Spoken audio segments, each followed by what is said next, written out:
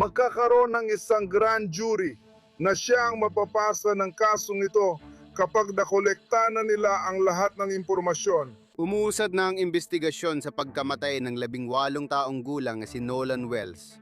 At posible itong mapunta sa grand jury ayon sa mga ulat. Kasabay ng bagong labas na GPS data at dispatch audio na nagbubukas ng mga bagong tanong tungkol sa nangyari sa mga huling oras ni Nolan. Alamin natin ang detalye at posibleng kahulugan nito ngayon.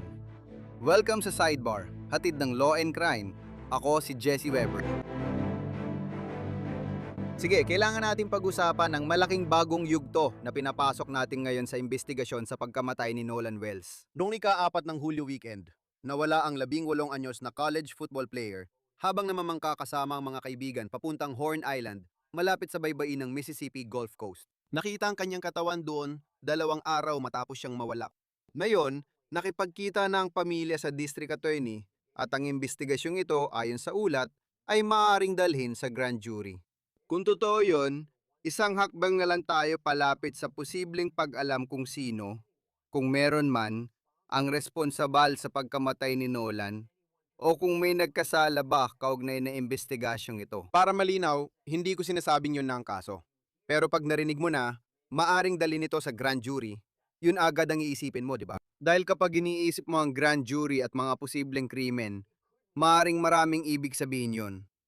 Pero huwag nating kalimutan, marami pa ring misteryo na kailangan lutasin dito. Mukhang pinagdedebatean pa rin ang mga mahahalagang bahagi ng timeline. May mahahalagang ebidensya na hindi pa ganap na nasusuri. At isa pa, at marahil ito ang pinakamalaga, hindi pa rin natin alam ang opisyal na sanhi ng pagkamatay ni Nolan. Hindi natin alam kung kailan ilalabas ang resulta ng hiwalay na autopsy na pinagawa ng pamilya. Noong nakaraang linggo, inaasahan naming maibigay ang update noong Hulyo. 10 nang sinabi ng abogado ng pamilya na si Ben Crump na inaasahan niyang makukuha ang paunang mga natuklasan. Pero hanggang ngayon, wala pa rin tayong alam tungkol dito. Ayon kay Crump, nagkaproblema sa pagdadala ng katawan ni Nolan sa DC para sa pagsusuri dahil sa mga kanseladong flight. Wala pa ring inilalabas na resulta ng autopsya sa opisyal na investigasyon ng Estado. At nakabinbin pa rin ang toxicology report sa huling balita. Noong nakaraang linggo, sinabi ni Jackson County Sheriff John Ledbetter na wala silang rason maghinala ng foul play. Wala kaming dahilan para maniwala na nagbago na ang konklusyon o paniniwalang iyon. Pero gaya ng alam natin, ang mga investigasyon ay umuusad at nagbabago. At may mga natutuklasan tayong ilang bagay. Pero narito ang isa pang malaking balita na kailangan nating pag-usapan. Nalaman natin mula kay Ben Crump, ang abogado ng pamilya, na ang telepono ni Nolan ay sasailalim sa tinatawag na mutual inspection.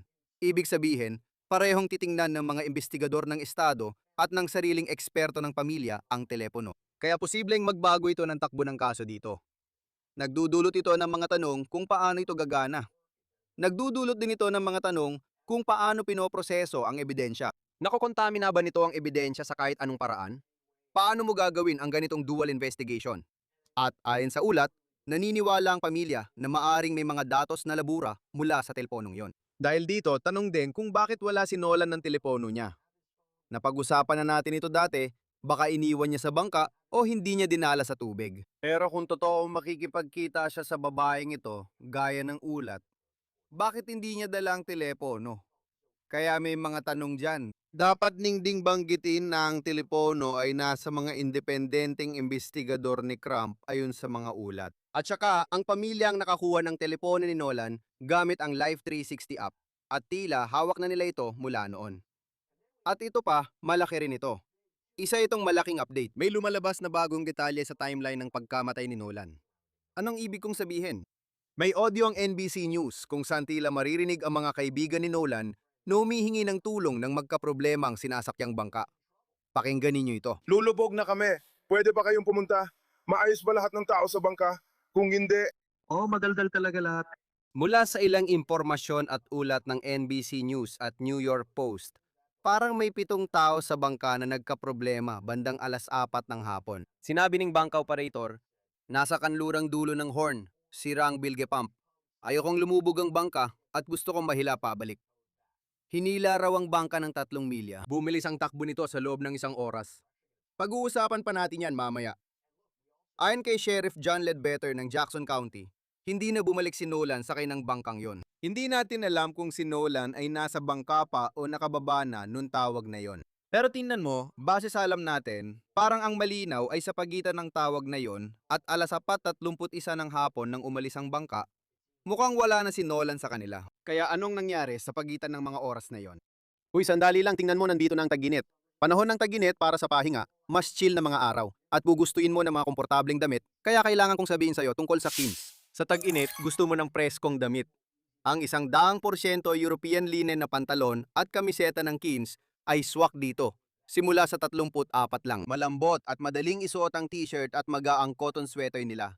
Perfect para sa malamig na gabi ng tag-init. Dahil direktang nakikipagtrabaho ang Queens sa ethical na pabrika at walang middleman, nakakakuha ka ng dekalidad na produkto sa presyong 50 hanggang 80% na mas mababa kumpara sa ibang brand. Kung hanap mo ay cotton t-shirt para sa tag-init, piliin ang Queens.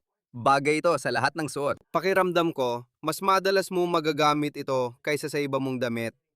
Kaya gawing simple ang iyong summer wardrobe. Bisitahin ang quince.com/lawcrime para sa libreng shipping at 365 araw na returns. Available na rin ito sa Canada. Yan ay quince.com/lawcrime para sa libreng shipping at 365 araw na returns. quince.com/lawcrime. At by the way, meron din ito. May bagong impormasyon tungkol sa GPS data na nag-track sa galaw ng bangka noong araw na yon. Kaya unti-unti nang nabubuo ang mga nawawalang bahagi ng timeline. Pag-uusapan natin kung ano ang ipinapakita ng GPS data. Sinusubukan nating sagutin ang tanong ng pamilya, tama? Yan lang ang malaga. Masasagot mo ba ang mga tanong ng pamilya? Ngayon, pag-uusapan natin lahat. Gusto kong simulan sa mga natutunan natin sa press conference tungkol sa grand jury. Kaya inaanunsyo ni Ben Crump na nakipagkita ang pamilya kay Jackson County District Attorney Angel Myers McGrath. At marahil ang pinakamahalagang natutunan mula sa pagpupulong ngayon ay nanggaling mismo kay Crump. Ibinahagi niya sa pamilya na magkakaroon ng grand jury na siyang paglilipatan niya ng kasong ito kapag nakolekta na nila ang lahat ng impormasyon at natapos na ang kanilang investigasyon. Nagkasundo rin kami na magkakaroon kami ng sabayang inspeksyon ng cellphone kasama ang aming mga eksperto at ang kanilang mga eksperto. Si Attorney Eric Hertz ang tumutulong na mangguna sa investigasyon kasama ang mga dating eksperto sa pagpapatupad ng batas na tutulong sa amin sa pag-download ng laman ng cellphone. Kaya lahat ay makakakita ng sabay-sabay kung ano ang laman ng cellphone. Pinag-usapan din namin na siguraduhin na wala kaming mamimiss na detalye. Alam ko na nakakakuha kami ng mga 50 hanggang 100 tawag bawat araw. Mula sa mga taong nandoon sa Horn Island, mga taong pamilyar sa mga individual na nandoon sa Horn Island. Kaya patuloy kaming matatag at sinusubukan naming malaman ang totoong dahilan kung bakit patay na si Nolan Wells. Kailangan kong linawin. Ang grand jury ay hindi agad nangangahulugan ng pagsasampa ng kaso. Pero pwedeng iharap ng DA ang ebidensya sa grupo na magpapasya kung dapat magsampa ng kaso. Tanong din kung itutuloy ng DA yon.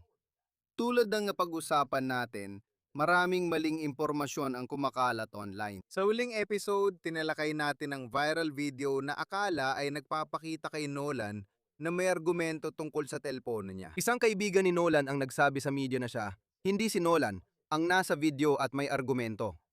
Inamin din ni Ben Crump na nakakatanggap sila ng magkakasalungat na pahayag. Iyan ang sinabi ng isang saksi sa amin at iyan ang iniulat namin. Pagkatapos may isa pang saksi na lumapit at nagsabing hindi, iyon ang boses niya. May iba pa kaming mga saksi na nagsabing may iba pang mga alitan. Tulad ng sabi ni Ginong Hertz, sinusuli namin ito at iba pa. Mag-iingat din kami sa pagsabing ito ay ayon sa saksi sa hinaharap. At kaya ang inyong grupo ay may review ng tingnan na pagkatapos ay kumpirmahin kung sinulat nga ba yun o hindi. Hindi, may mga eksperto kami sa audio na gumagawa nito. Alam naming may nagsabing siya yon at mayroon ding nagsabing hindi siya yon. Magkaibang pahayag ng mga saksi at patuloy naghahanap ang pulisya ng orihinal na larawan o video na makakatulong sa investigasyon. Ang pamilya ay patuloy naghihintay ng sagot habang inaayos ang libing ng anak. Nagsalita rin si Christine Wansley, ina ni Nolan, tungkol sa kanilang nararanasan. Maraming salamat po. Sobrang dami naming natanggap na pagmamahal at suporta. May ilang lokal na opisyal lumapit sa amin, kabilang si Mayor Casey Vaughn ng Goshen na nag-abot ng tulong. Diyos ko, hindi ko na mabilang. Oo, halos araw-araw na siyang kumukonta. Nagte-text siya para kamustahin kami. At si Jeffrey Hollum din, maraming salamat talaga. Halos araw-araw siyang nagte-text. Nakakatanggap ako ng maraming kwento mula sa mga rugsuguro ni Nolan na talagang nagpapainit ng puso ko. Pati na rin mula sa mga kaklase at mga kasamahan niya sa koponan. Para mas maintindihan natin ang lahat ng pinag-uusapan natin, gusto kong ipakilala si Tyler Bailey, isang abogadong tagapagtanggol sa kriminal at abogadong pangkarapatang sibil. Nakakatuwang makita ka. Salamat sa oras mo. Sa palagay ko, unang beses pa lang natin na pag-usapan ang kasong ito.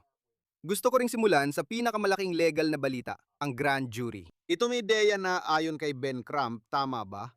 Na maaaring mapunta ito sa grand jury kapag natapos na ang investigasyon ng opisina ng sheriff. Ano sa tingin mo ang magiging itsura nun? Ibig kong sabihin, ano kaya ang posibleng tinitingnan ng grand jury dito? Anong klaseng ebidensya? Anong mga posibleng kaso ang pwedeng isampa? Sa ideal na sitwasyon, dapat nilang tingnan ang lahat ng kaugnay na ebidensya dito na maaring magdala sa kanila sa isang konklusyon kung naniniwala silang may sapat na probable cause para sa kasong kriminal o hindi. At hindi dapat maging grand jury na pinapakain lang ng piling impormasyon. Sa tingin ko malaking balita ito dahil dati sinabi ng sheriff mga 1 linggo na ang nakalipas na walang foul play ang hinihinala. Naniniwala ako na dahil sa independenteng investigasyon at ilang pressure, nagkaroon ng pagkakataon ang DA na magkaroon ng ibang konklusyon kung saan tila nagkasundo na dadalhin ito sa grand jury. Kaya maaring mga text message ito, maaring kakulangan ng mga text message, maaring datos mula sa cellphone, maaring mga pahayag mula sa iba't ibang saksi na maaring tumestigo. Sa madaling salita, sinasabi mo na kahit sino na makakakita niyan at makakabasa ng headline na parang, Diyos ko, pinag-uusapan niyo ikasong pagpatay, pero hindi naman palaging ganoon. Maaring kaugnay ito ng investigasyon, gaya ng posibleng pakikialam sa ebidensya o pandilin lang sa pulis. Hindi ko sinasabing nangyari yon, pero yon ang tinutukoy mong posibilidad. Tama, anumang kasong may kaugnayan sa pagkawala at pagkamatay ng binatang ito ay maaring maging kasong kriminal tulad ng obstruction of justice. Sige, maari ring may kasabwat pagkatapos ng insidente. Hindi pa malinaw kung homicide o murder ito, pero posibleng may kasong kriminal. Sa tingin ko, patas na investigasyon lang ang hiling ng pamilya para malaman ang totoo. Tungkol sa kasong homicide, mahirap ako magsalita dahil kulang tayo sa impormasyon at hindi pa alam ang sani ng kamatayan. Pero ang realidad din ay kung may natagpo ang tao sa tubig sa ganong paraan, maaring mahirap malaman kung nagkaroon ng blunt force trauma. Maaring mahirap malaman kung itinapon ba ang isang tao sa tubig o nilunod siya. Tama? Ibig kong sabihin, mahirap din para sa mga medical examiner na tuluyang matukoy yon. Ano ang mga posibleng kasong pagpatay dito? Meron bang teorya ng kaso kung saan kung hindi nila mapatunayan na may pumatay kay Nolan, pero naging pabaya sila sa anumang paraan? Ano ang mga posibleng teorya na maaaring humantong sa kasong may kaugnayan sa pagpatay batay sa nangyari kay Nolan? Alam ko nag-iisip lang tayo rito. Sinusubukan ko lang maintindihan kung ano ang posibleng lumabas. Manslaughter? Negligent homicide? Murder? O hindi ko rin alam. Marami pa tayong hindi alam, pero tiyak na may mga pahayag tungkol sa pagtatalo kung si Nolan o iba pa ang kasali. Kaya hindi natin tiyak kung nagkaroon ng alitan. Walang naging interogasyon mula sa mga pulis sa mga taong kasama niya kinabukasan. Tama ba? Wala pa tayong alam na kahit anong pagtatanong mula sa mga pulis sa kahit sino sa mga taong kasama ni Nolan Wells sa bangka sa isla. Kaya hindi natin alam kung ano talaga ang nangyari, kung nagkaroon ba ng argumento, kung nag-away ba sila, o kung alam ba nila na nasa sitwasyon si Nolan Wells na hindi siya makalangoy at hindi niya kayang iligtas ang sarili niya sa tubig. Lahat ng yan ay mga bagay na hindi natin alam. Sana mula sa independenteng investigasyon at sa Sheriff's Department at DA, makakuha sila ng dagdag impormasyon para makarating sa malinaw na konklusyon. Para malinaw, kapag sinasabi nating hindi natin alam, may mga ulat at kwento mula sa mga sangkot tungkol sa usapan nila sa pulis. Pero wala tayong opisyal na ulat o press conference na nagsasabing sina X, Y at Z ay na-interview at ito ang kanilang sinabi. Hindi sila suspect, binabasa lang natin ang mga pahiwatig. Gusto ko lang umatras muna ng kaunti. Mahalaga ba na nagkita ang taga-usig sa pamilya o sa abogado ng pamilya? Karaniwan ba yon? May ibig bang sabihin yon para sa'yo? Ibig kong sabihin, parang nangangahas tayo dito at sinasabing posible na may ebidensyang ihaharap sa grand jury, pero maaari ring hindi ito iharap sa grand jury. Naiintriga ako, gaano kahalaga na ang taga-usig ay di umano'y nagkita sa pamilya? Ayon sa taga-usig, madalas siyang makipagkita sa mga pamilyang nawalan ng mahal sa buhay. Isa ito sa kanyang sinabi. Pero dito, may sheriff na nagsabing walang foul play sa simula. Tapos iginiit ng pamilya ang isang independenteng investigasyon. Matapos nun, nagkaroon ng pagpupulong ang pamilya at abogado na napakahalaga. Sa tingin ko, ipinapakita nito na ang pressure ng publiko at ang pambansang atensyon sa lugar na ito ng Mississippi ay nagbunsod sa DA na baguhin ang ilang paraan. Inaaksiyunan niya ito sa pamamagitan ng pakikipagpulong sa pamilya ng biktima at umaabot pa sa puntong nakikipagtulungan sa pamilya ng biktima at sa kanilang abogado sa ilang bagay. Bihirang mangyari ito sa ganitong sitwasyon. Ano ang ibig sabihin nito para sa'yo kung hindi sila magtatag ng grand jury, kung hindi sila maghahain ng ebidensya sa grand jury, o kung maghahain sila ng ebidensya sa grand jury at piliin ng grand jury na huwag magsakdal? Dalawang bahagi yan. Ano ang magiging ibig sabihin nito para sa'yo? Sa B, malalaman ba natin ang tungkol doon? Lihim ang mga proseso ng grand jury. Kaya halimbawa, walang media coverage ng grand jury. Hindi rin pinapayagan ang mga abogado ng depensa na nandoon. Hindi rin makakadalo si Ben Crump, abogado ng pamilya ng biktima. Ang prosecutor lang ang mapepresenta ng kaso sa itinalagang grand jury. Kung hindi sila maghain ng kaso, tiyak na magkakaroon ng mga tanong. Maring isipin ng iba na ang grand jury ay sadyang binigyan ng piling impormasyong magtutulak sa kanila na magdesisyon na walang probable cause sa pag-aresto. Naniniwala ako na kung makita nila ang mga kasong kriminal based sa ipinatitang ebidensya, ito ay magpapatibay sa mga hinala ng marami tungkol sa kung paano ito hinawakan. At lahat ng puwang sa investigasyong ito at sa mga nangyari matapos mamatay si Nolan. Pero maaring piliin ng taga-usig na huwag dalhin sa grand jury o kahit maglabas ng sakdalang grand jury. Obligado ba talagang ituloy ng taga-usig ang kaso? May prosecutorial discretion ang mga taga-usig, kaya di kailangan dalhin sa grand jury. Sa pagkaalam ko, nagkasundo silang magbigay ng ilang ebidensya sa grand jury. Pero pwedeng sabihin ng taga-usig na nagpasya kaming wag ituloy dahil kulang ang dahilan. May kapangyarihan silang ituloy o hindi ang kaso at maghain o hindi ng ebidensya sa grand jury. Gaano katagal kadalasan bago makapagbesisyon ng isang grand jury kapag naipresenta na ang kaso?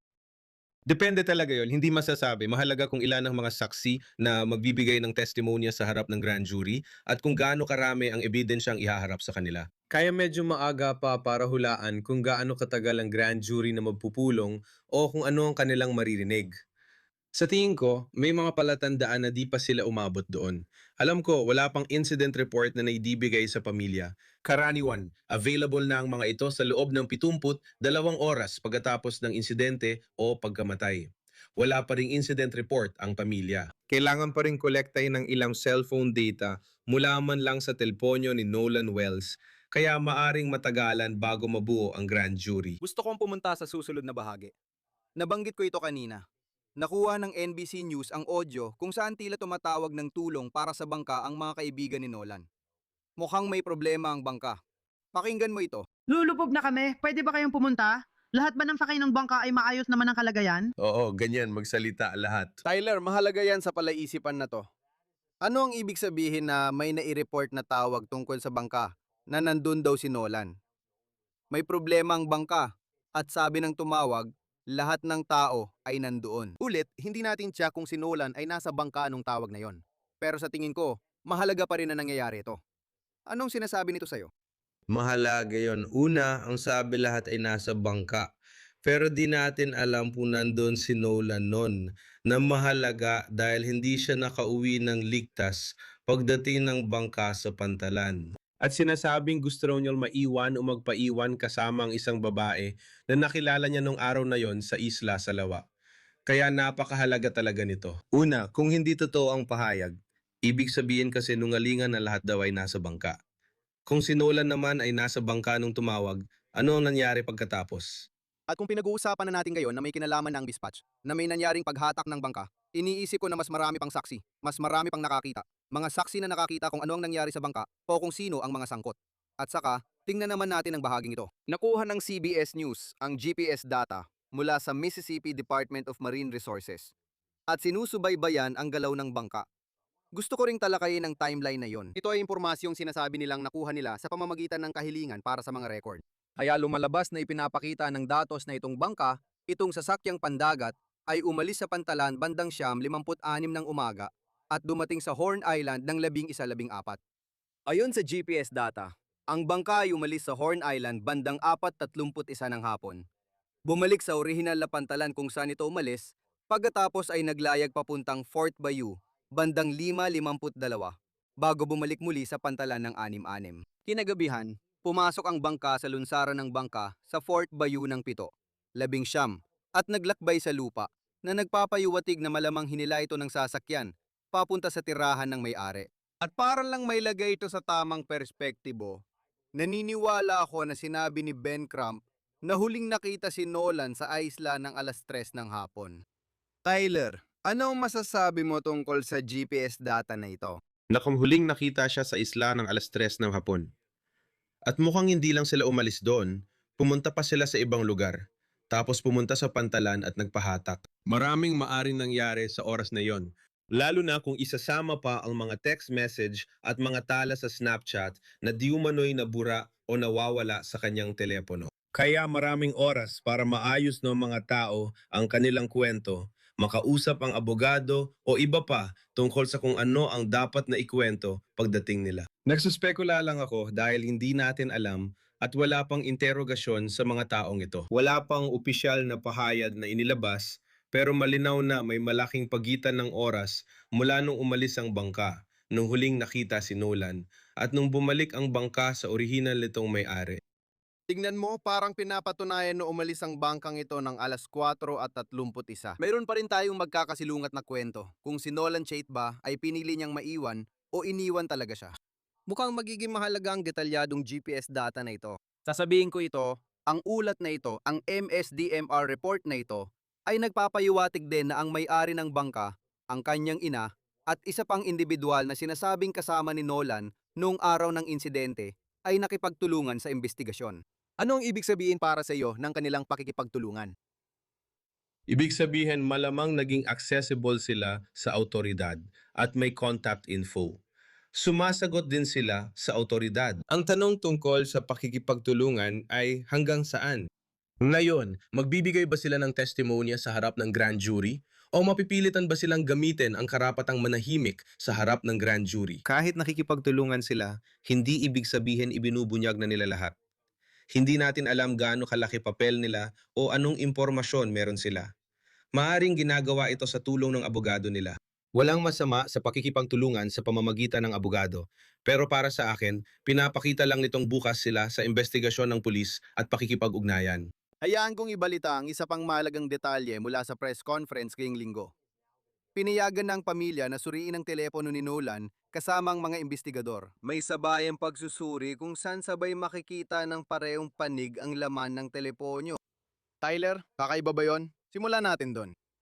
Talagang kakaiba yon. Hindi karaniwan na ang pamilya ng biktima kasama ang kanilang abogado ay papayagang makilahok kasama ng mga pulis sa pagsusuri ng data ng cellphone. Iyan talaga ang pinakapunto, isa sa pinakamahalagang ebidensya sa kasong ito.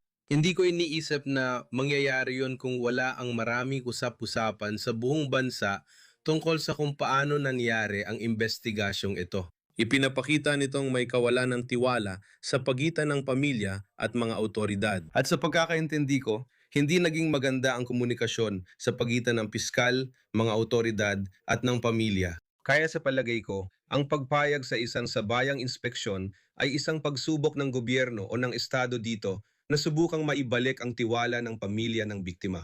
At naisip ko rin nakakaiba ito kung totoo ang ulat at kung tama ito na ang pamilya ang may hawak ng teleponong ito.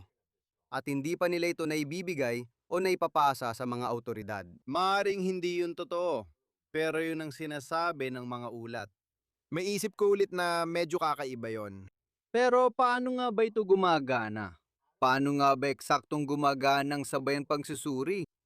Kaya dapat may mga forensic expert tungkol sa data extraction na naruroon mula sa panig ng estado. Malamang may independenteng forensic expert mula sa opisina ni Ginoong Crump na naroon din kasama ang DA. Sa ganung paraan, makikita ng lahat sa parehong oras kung lahat ng data ay na-extract at masisigurong walang naiiwang anuman. Dahil ang malaking issue dito ay ang maagang pag-anunsyo na walang foul play, ang ebidensya ng cellphone na natanggap ng pamilya, sa tingin ko ay ilang araw matapos mawala si Nolan o noong gabing nawala siya, hindi ko matandaan ang eksaktong oras. Pagkatapos, nawala ang mga text at Snapchat data.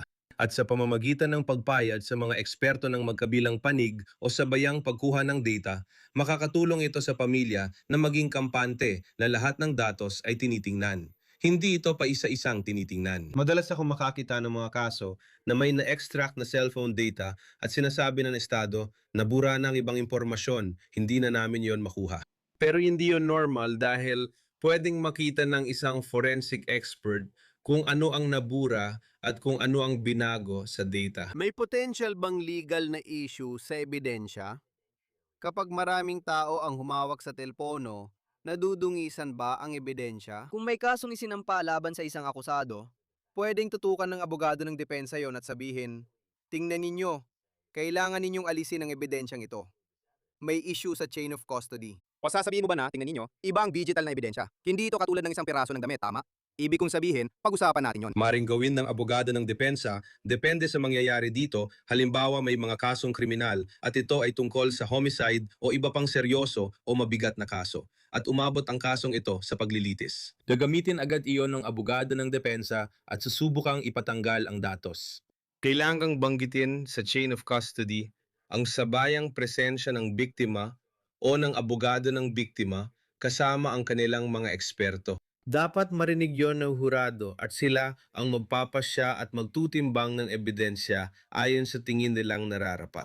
Kung hindi ito aalisin, siguradong magiging issue ito sa criminal trial at maaring makaapekto kung paniniwalaan ng hurado ang ebidensya o naimpluwensyahan ng presensya ng pamilya. Naniniwala ako sa pamilya at sa paraan ng kanilang sariling investigasyon na sa tingin ko ay nadulot pa ng posibilidad na bumuo ng grand jury. Hindi mangyayari ang mga iyon kung hindi dahil sa ginawa nila.